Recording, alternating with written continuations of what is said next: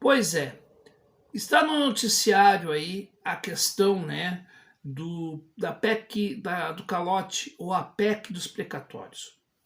Ela, infelizmente, ela, né, passou a PEC do calote, passou na Câmara dos Deputados. E agora ela foi para o Senado. A questão central é que ela é algo muito injusto, muito nojento e abjeto. Precatórios são dívidas reconhecidas, né, pela justiça que o Estado deve pagar, deve restituir. Principalmente os estados, nós temos uma situação de precatórios muito triste. Há pessoas que morrem sem receber as devidas indenizações e que as famílias ficam esperando os recursos. Eu conheci gente que esperou numa fila de precatório para receber, para pagar o seu tratamento médico, por exemplo.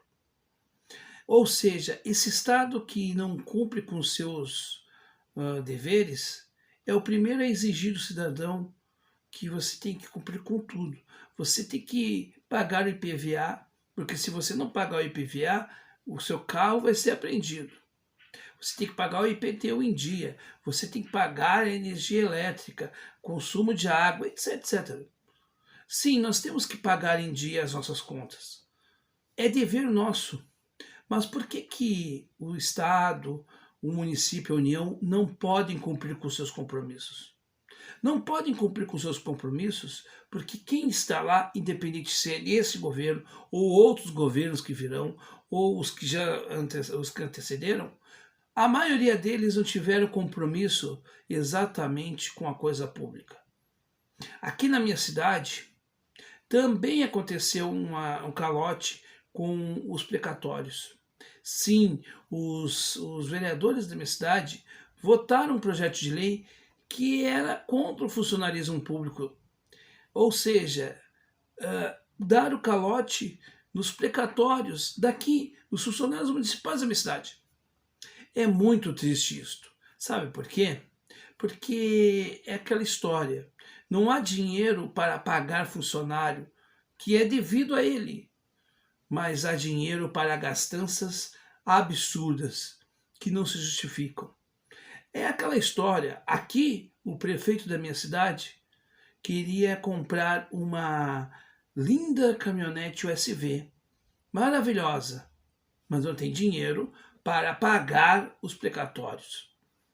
O presidente da República, por sua vez, tem uma longa, né, quantidade de leite condensado e outras benesses mais, como o cartão corporativo, por exemplo. Mas não há dinheiro no orçamento para, vamos dizer assim, manter programas assistenciais que são necessários e para pagar essas dívidas que são necessárias o pagamento delas porque as pessoas merecem receber. Quem está sofrendo com a dívida tem que pagar e quem está esperando pelo pagamento merece recebê-lo. Portanto, a PEC dos precatórios, ou a PEC da maldade, que eu poderia dizer também, ela é um absurdo. Agora vejam bem, reparem uma coisa, percebam que para enfrentar esse problema tem que se ter coragem e postura.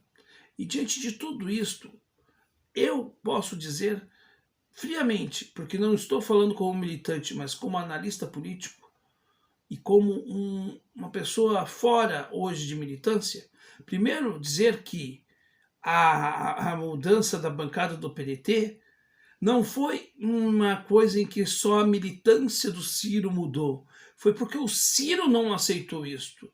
E ao Ciro não aceitar isto, gerou, né, toda a pressão para a mudança da bancada do PDT, infelizmente suficiente para não combater, né, o avanço dela. Mas a tal militância que se diz tão crítica, tão assim, tão diferente, só é contra, a maioria deles são contra a PEC, porque Ciro Gomes se colocou contra. Porque se Ciro Gomes se silenciasse, ou até mesmo fosse a favor, muitos estariam a favor simplesmente porque é aquela coisa. Se o meu líder diz que eu vou me atirar no mar, eu faço a mesma coisa.